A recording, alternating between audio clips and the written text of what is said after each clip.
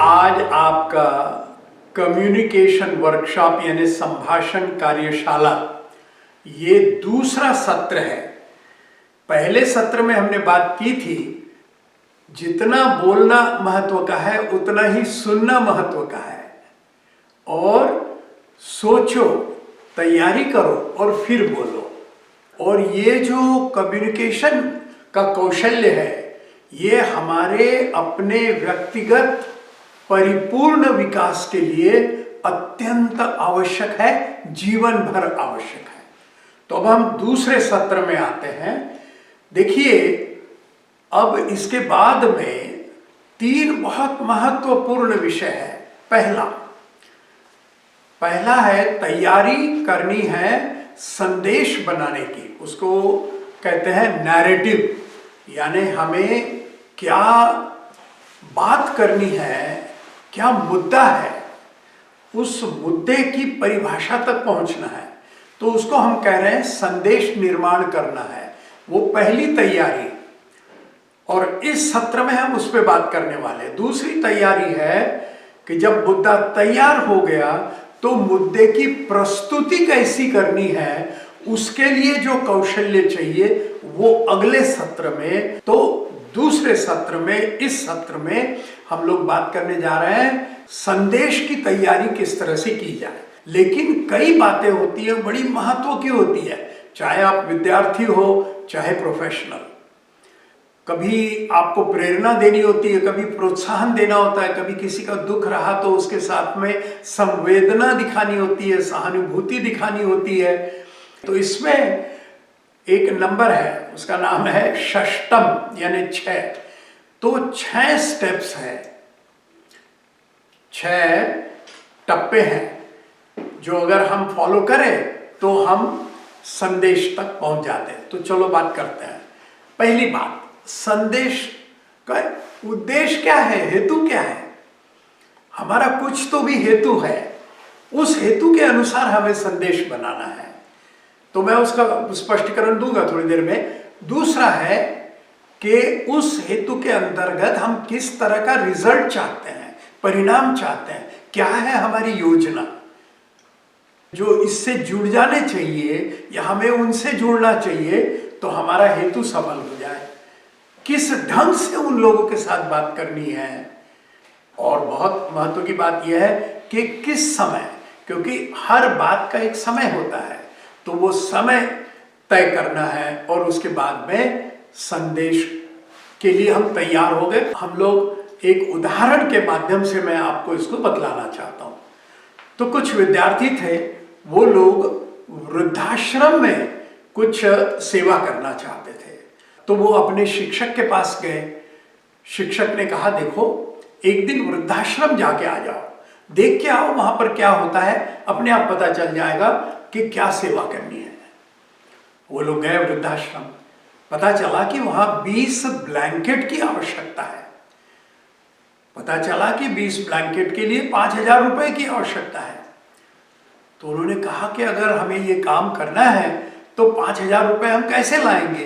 तो उन्होंने थोड़ा रिसर्च किया।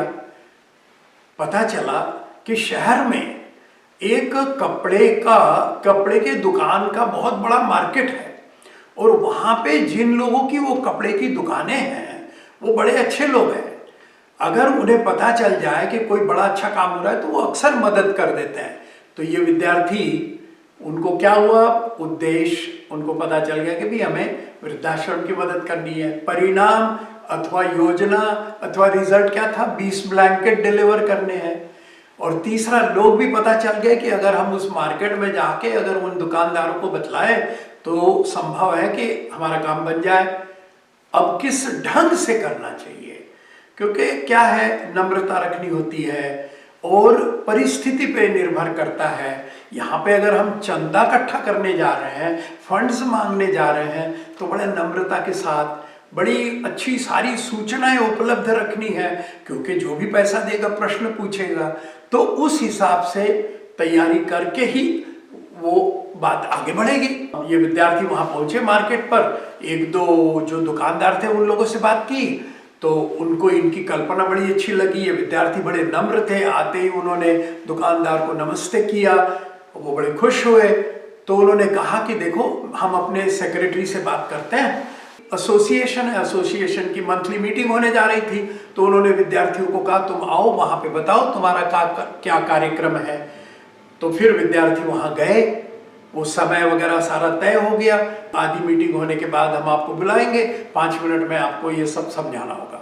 तो समय के अनुसार उन्होंने वो समझाया, अर्थात समझाने के पहले तैयारी कर ली कि उनको ये प्रोजेक्ट के बारे में कैसा बतलाना चाहिए। तो उन्होंने एक फ्लायर भी बना लिया था, कुछ फोटोज भी ले लिए थे वृद्धाश्रम के, और वो सारी सूचना उन्होंने उनको दे दी। तुरंत उनके सेक्रेटरी ने इनका प्रस्ताव मंजूर कर दिया, 5,000 रुपये का चेक दे दिया, काम बन गया। मुद्दा यहाँ पर यह है कि जब हम इस तरह से स्टेप बाय स्टेप सोच विचार करके काम करते हैं तो अवश्य सफलता मिलती है। ये 6 चीजें जो हैं, कौन सा है? उचित हमारा उद्देश्य होना चाहिए, और हमें मालूम होना चाहिए कि हमारा उचित उद्देश्य क्या है। यहाँ पर है वृद्धाश्रम की मदद करना। दूसरा, हमारी योजना क्या है, अथवा हम क्या परिणाम चाहते हैं, क्या रिजल्ट चाहते हैं। तो यहाँ पे वो 20 ब्लैंकेट से परिणाम का भी पता चल गया कि हमें 20 ब्लैंकेट यहाँ डिलीवर करने हैं। और फिर इसके लिए लोगों से जुड़ना पड़ता है। तो लोगों से जुड़े, उसके बाद में किस ढंग से हम उनके साथ जुड़ते हैं, नम्रता से, स्वागत, ये वो सारी चीज़ें ध्यान में रखते हुए वो भी किया गया। और फिर उचित समय पे जाकर उनके साथ में वो बातचीत कर ली, पूरी तैयारी कर ली, तो वो संदेश वहाँ पे डिलीवर हो गया। तो ये जो है, ये सत्र 2 के अंदर में हम क्या समझ रहे हैं? षष्टम यानी 6, ये 6 जो पद है, 6 जो चरण है, 6 जो स्टेप्स हैं, उसके आधार पे हम लोगों से जुड़ सकते हैं और अपना संदेश उनको दे सकते हैं। तो हम इसमें संदेश, ये हमारा मुख्य हेतु है।